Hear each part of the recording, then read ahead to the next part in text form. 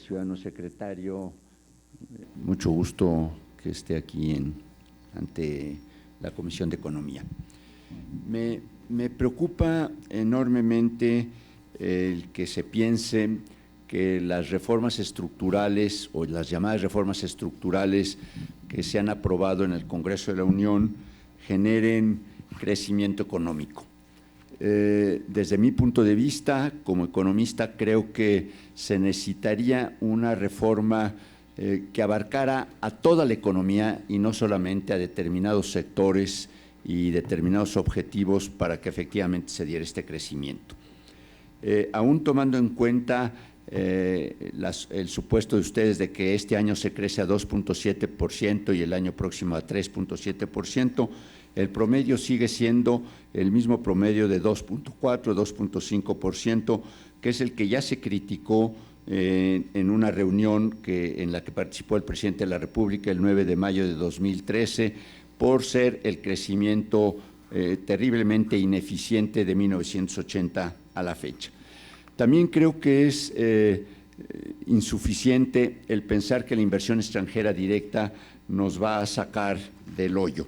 La prueba es que desde que se determinó ese nuevo modelo basado en la inversión extranjera directa y en la exportación, no hemos crecido suficientemente. Ha aumentado el desempleo, la pobreza, etcétera. Por ponerle una cifra, usted dice que la exportación creció este año 4.3%. Sin embargo, la cifra de 2012 dice que las 6.257 empresas maquiladoras y manufactureras de exportación, lo que exportaron incluía 81% de importaciones. Es decir, después de 20, 30 años de experimentar esta promoción a la exportación, las inversiones extranjeras directas son enclaves que no han jalado a la economía. Me preocupa en ese sentido que en la reforma energética hayan ustedes limitado el contenido nacional a 25% para el año próximo y a 35% para 2025, cuando ya Pemex tenía un contenido nacional en 2011 de 40.1%.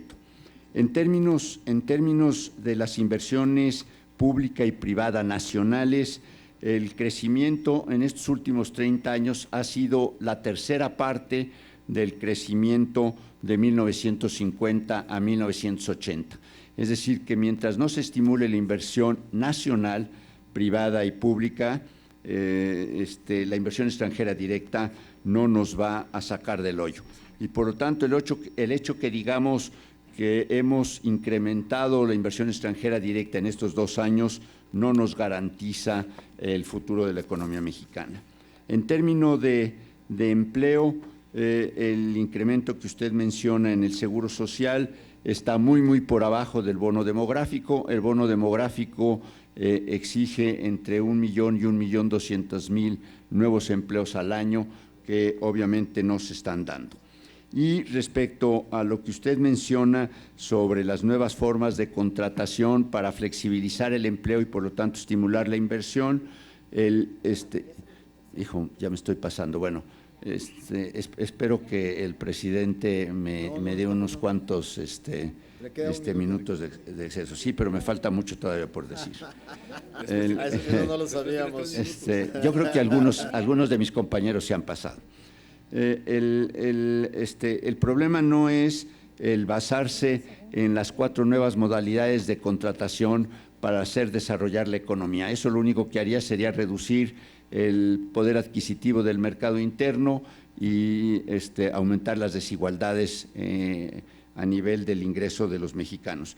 Lo que tenemos que hacer es lo que dice el artículo 153 de la Ley Federal del Trabajo sobre la necesidad del incremento de la productividad, y ahí también interviene la Secretaría de Economía. Aunque la responsabilidad es de la Secretaría del Trabajo, la Secretaría de Economía, ese artículo lo dice claramente, que debe intervenir para generar en todas las empresas de más de 50 trabajadores un comité de productividad paritario para incrementar la productividad. Ante esta realidad, quisiera hacerle las siguientes preguntas. En primer lugar, entiendo lo que usted dice sobre el equilibrio entre el beneficio del consumidor y el beneficio del productor, pero desde mi punto de vista han pensado ustedes más en el consumidor que en el productor, y al final de cuentas el consumidor depende del crecimiento de la producción. De otra manera no le llegan los recursos, porque no llegan del Espíritu Santo ni del cielo, y mucho menos de la inversión extranjera directa.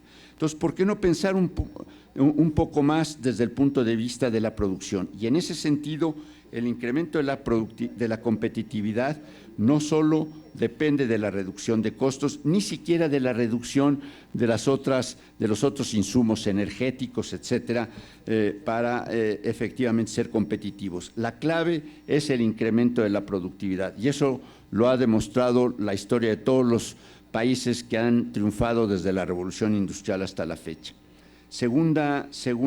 Mi pregunta es, ¿por qué no pensar un poco más desde el punto de vista de la producción? Segunda pregunta, ¿por qué con la reforma energética se limitaron a 25% de contenido nacional para 2015 y 35% en 2025, cuando Pemex ya tenía en 2011 40.1%? ¿Por qué no exigirle usted me va a decir, porque efectivamente no existe capacidad productiva ahorita, pero bueno, yo le diría, ¿qué capacidad productiva tenía Finlandia cuando decidió hacer Nokia? Ninguna. Y sin embargo, efectivamente creó Nokia. ¿O qué capacidad productiva tenía Corea cuando decidió hacer en su época la mayor siderúrgica del mundo? Entonces, ¿por qué no pensar que en vez de analizar la posibilidad del contenido nacional en términos estáticos, ¿por qué no se piensa en términos dinámicos y decir, órale, vamos a crear esa capacidad de contenido nacional para que efectivamente para 2025 el contenido nacional para la industria energética no sea 35%, sino sea bastante más? Tercera pregunta, ¿por qué no pensar lo que usted llama el emparejamiento del terreno de las pymes con sus competidores, promoviendo cadenas de valor con las grandes empresas? Es decir, ¿por qué hemos de seguir con el modelo que quizás era correcto hace 30 años de quitarle impuestos a las importaciones de las maquiladoras y para promover la exportación, y no ahora al revés? ¿Por qué no estimulamos a que efectivamente esas 6.257 maquiladoras trasladen su proveeduría a territorio nacional o creen en territorio nacional a sus proveedores con las MIPYMES? Cuarta pregunta, ¿por qué no comenzar a coordinar a las instituciones del propio gobierno federal? Le voy a poner 4 ejemplos. El programa especial convergente para el campo tiene todo menos convergencia. O sea, hay recursos de centenares de millones de pesos, por no decir miles de millones de pesos, en donde intervienen gobernación, economía, Zagarpa, etcétera, etcétera, etcétera, y a la hora de llegar efectivamente al campo, cada uno hace lo que sus reglas de operación determinan. Y le voy a poner el ejemplo concreto de campaña contra el hambre. Hay sí, ya me tengo que apurar. Bueno, entonces, lo digo con CONACYT, para que efectivamente el problema no solamente sean recursos, sino se apliquen a la innovación directa que requiere la planta productiva. Y otro elemento fundamental, ¿por qué no articular lo que INADEM hace a nivel de los modelos de negocios con el Comité Nacional de Productividad a nivel de sectores y regiones? Y finalmente, ¿por qué no atender más el mercado interno olvidado desde los 80s?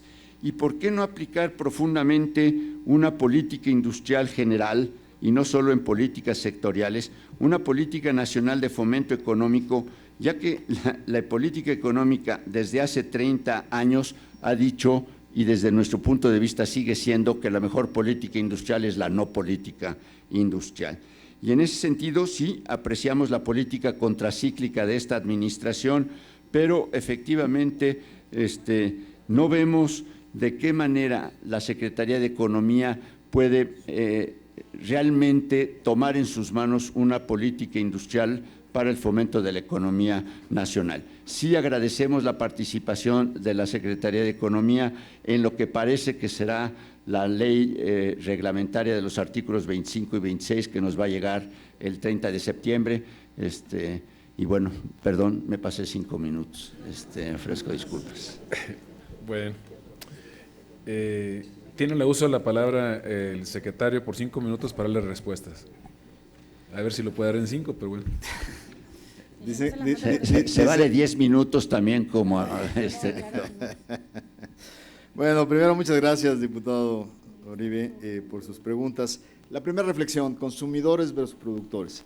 Yo creo que aquí hemos dado claras muestras de cuando es necesario restablecer el equilibrio en el terreno de juego, lo estamos haciendo. Y una de ellas, ya lo ejemplifiqué, lo hicimos en la industria del calzado, que se va a reproducir en la del textil y la del vestido, donde establecimos precios de verificación para evitar la subvaluación, donde establecimos avisos previos para la importación, donde establecimos un apoyo directo de la Subsecretaría de Industria y del INADEM para el modelo de innovación y compartición para las pymes en el sector, donde establecimos también con la industria del acero un esquema integral de protección contra competencia desleal y de integración de productos de las nuevas inversiones desarrolladas a las propias cadenas en la industria automotriz. En el caso específico, y eso me lleva a su punto 3 en las cadenas de pymes, déjeme decirle que efectivamente la última cifra que tenemos constatada por el INEGI en materia de valor agregado de exportaciones, en el 2006 teníamos 34%, pasamos al 39%, varía por rama productiva, desde las muy escasas, como es el caso de pantallas planas, donde muy poco, es el 5% de valor nacional, hasta la industria automotriz, donde ha sido impresionante el proceso de desarrollo desde que se creó el decreto automotriz hace casi 30 años, a lo que estamos logrando hoy desde el punto de vista de integración de valor. Hay empresas mexicanas que están diseñando los sistemas de escape para las principales marcas del mundo, con operaciones en China, con operaciones en Europa del Este, y se están diseñando desde Monterrey, por ejemplo. Estamos teniendo realmente un esquema diferencial y estamos trabajando con cada uno de los sectores para establecer justamente esas estrategias de integración de valor, que es parte del diseño de una política industrial. La política industrial en sí misma, que usted cita en su momento, una reflexión que se hizo hace muchos años, pasa por el tema del modelo país que hemos construido. Probablemente no desconozco su posicionamiento en cuanto a la política de apertura, pero lo que sí es claro es que en una nueva política industrial debemos estar conscientes de la integración de las cadenas globales de valor y de la competitividad que usted hace referencia sea la parte de inserción en esas cadenas globales de valor. O sea, hoy estamos viendo de la manera como estamos insertados en esas cadenas, las economías no están compitiendo bienes finales, están compitiendo en precisamente cuánto agregamos a esos procesos, y es exactamente en el esfuerzo donde estamos. Cuando yo le compartí al inicio de esta comparecencia que estamos trabajando con 26 sectores estratégicos, justamente para definir las políticas públicas necesarias de incrementar el valor agregado nacional que estamos estableciendo. Y ahí concretamente quisiera abundar en las responsabilidades que este legislativo le da a la Secretaría de Economía en materia de la reforma energética, donde sin duda partimos de un reconocimiento de valor integrado nacional. La información que yo tengo, diputado, y estoy dispuesto a aclararla con usted, es que la cifra que usted hace referencia del 40% era una cifra que estaba determinada en la ley de Pemex previa, en donde se establecía que si se pagaba en moneda nacional contabilizaba como valor nacional. Obviamente eso sobreestimado de una manera impresionante el verdadero contenido nacional, y usted como buen economista sabe de que no existe un 40% dentro de las operaciones de Pemex de hoy. De hecho, en la responsabilidad que ustedes nos dieron, estamos trabajando con Pemex para llegar a la cifra real está por debajo, está en el 19%, y estamos tratando de llevarla, es una obligación y un mandato de ustedes que de arranque empecemos en el 25%, y el proceso de acumulación del 35% puede ocurrir en el primer año, en el segundo, o sea, nos da un horizonte, pero no nos limita a tenerla que administrar a 1% por mes. Esas capacidades y esas posibilidades las debemos ir administrando en la manera más expedita posible y en la acumulación más certera. Se nos ha autorizado por parte de ustedes la creación de un fideicomiso, pasar del FISO a un fideicomiso de apoyo a la generación de cadenas de valor en el sector energía y en el mismo sentido a la promoción de la inversión nacional. Tenemos que poder ver la transición de actividades tradicionales que probablemente hoy no tienen asociación con el sector, para ver de qué manera se vinculan al sector, sobre todo en áreas estratégicas donde los estados han hecho un gran trabajo de la definición de sus propios clústeres energéticos, donde ya lo arrancó Tamaulipas, lo arrancó Nuevo León, lo arrancó para la parte del gas, y sin duda los estados del Golfo tienen un potencial de poder incorporar estos esfuerzos en esas cadenas. La referencia que usted hace sobre no trabajar sobre las realidades, sino sobre las potencialidades, está usted en lo correcto. O sea, no debemos de autolimitarnos a cosas que podemos construir conjuntamente, en lo que podemos aspirar a integrar desde el punto de vista de capacidades y de talentos nacionales, y ahí sin duda estamos en la mejor disponibilidad.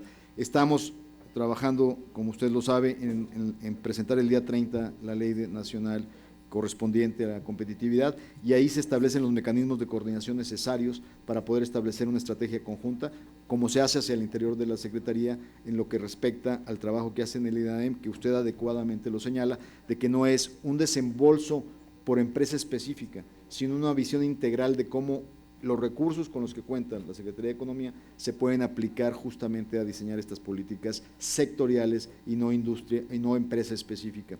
Y en ese sentido, agradecerles que gracias a su intervención, el año pasado el fondo tuvo un incremento de un 22%, que lo ha fortalecido a llegar a los niveles que actualmente está. Ya me estoy excediendo en el tiempo y en respeto a ustedes, mercado, o sea, su referencia al mercado interno sin duda es parte fundamental que va derivado de la integración de las capacidades y los talentos productivos a una realidad de la integración de México a la globalidad que se extiende al impacto de la participación de los pymes en estas cadenas de valor y de la generación de capacidades y talentos de mejoramiento de productividad de los sectores comercio y servicios, que son sectores altamente sustentables. Ahí le compartiría una conversación en privado que tuvimos con el señor Bloomberg, que fue alcalde de la ciudad de Nueva York, en donde su expresión puntual subraya mucho de lo que usted está diciendo. El mundo de la manufactura tiende hacia la simplificación de la contratación de trabajo. Sin embargo, el mundo de los servicios, y lo dijo este señor Bloomberg en frente al presidente de una manera muy elocuente, no se ha inventado la máquina que haga una cama de hotel. En ese sentido, las capacidades productivas de México en el sector turismo son sensacionales para seguir desarrollando mayor productividad y mayor absorción, pero no solo en el turismo, en todo el sector servicios asociado con la logística, la transportación, los temas asociados a servicio del sector manufacturero, donde el trabajo humano no puede ser sustituible por lo que vemos que prevemos en el sector manufacturero. Gracias. Gracias, señor secretario.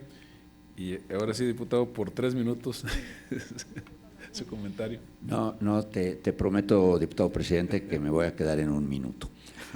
Bueno, en primer lugar, bueno, 2 cosas nada más.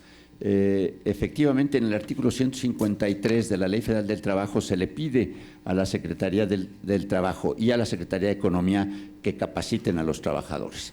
Y eso, desde nuestro punto de vista, no se ha hecho suficientemente. Lo que manifestó la Secretaría del Trabajo de haber capacitado el año pasado fueron simplemente 4.500 trabajadores. 4.500 trabajadores ante 40 millones no es nada. Segundo lugar, respecto a la industria del calzado y a la industria del acero. Felicitaciones, pero háganlo para toda la economía nacional. El que lo haga nada más para la industria del calzado es un extraordinario ejemplo, quiere decir que efectivamente vamos hacia una política industrial, pero tiene que ser una política industrial para toda la economía nacional. Y en tercer lugar, todo lo que quiero decir, para que efectivamente llegue nada más a 1 minuto, es gracias a la Secretaría de Economía por lo que ha aportado, según mi comprensión o mi conocimiento o mi información, a esta nueva ley reglamentaria del artículo 25 sobre la competitividad. Muchas gracias realmente por lo que han hecho ustedes para que esta ley salga el 30 de septiembre. Es cuanto, presidente. Muchas gracias, diputado.